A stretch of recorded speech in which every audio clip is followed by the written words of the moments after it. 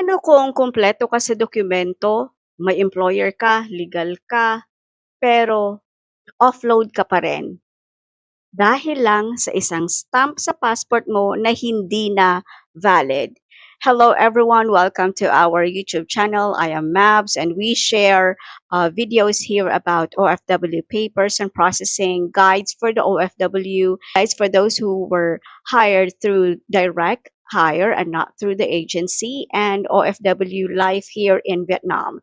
So, nung nakaraan, like maybe a week ago, may nabasa ako sa Facebook na nagtatanong, um, sino sino po ang naka-experience na ma-offload kahit OFW ka na dahil may stamp yung passport mo na not valid.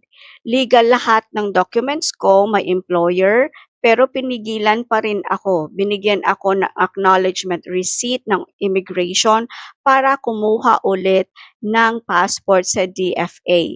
Kailangan ko na ba talaga magpalit ng passport?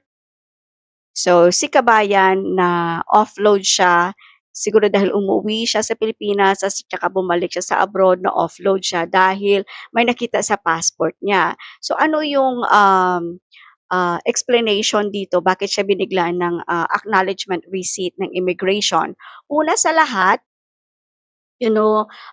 wala ka namang ginawang mali, legal ka naman lahat at saka tama yung proseso mo. Ang sakit lang nito kasi bilang OFW, pinagpaguran mo lahat ang papeles mo, pinagpaguran mo lahat ang proseso, hindi biro, may medical ka, may visa, kontrata, tapos sa airport, isang stamp lang na nakita sa passport mo, tapos agad ang lahat ng ginawa mo. So, ito yung realidad. Ang passport mo kasi ay ang pinaka-primary document mo. Kapag may mark, may damage, or may questionable na stamp, kahit valid pa ang visa mo, pwede kang i-hold ng immigration. And yung not valid stamp, red flag talaga yan. Hindi mo kasalanan, kaso nga lang iisipin nila na may issue sa travel history mo or document integrity mo. Kaya kine-question ka nila at hino-hold ka nila. Now, yung binigay na acknowledgement receipt, ibig sabihin yan, yung binigay kay kabayan, ibig sabihin yan na recommended ka na talaga na kumuha ng bagong passport sa DFA. Hindi siya optional sa sitwasyon ni kabayan, more likely kailangan niya talagang palitan ang passport niya. Kasi hanggat may ganyang mark ang passport niya, malaki din ang chance na ma-offload siya ulit if even uuwi siya or bumalik siya ulit. Ganon. So, dito mo talaga mararamdaman bilang OFW minsan kahit tama ka, ikaw pa rin ang talo. Wala tayong laban sa sistema. Minsan, na meron tayo sa Pilipinas, isang maliit na bagay pwede maghinto sa mga pangarap natin. So, kung ikaw ay OFW or balak mag-abroad, ito ang tatandaan mo.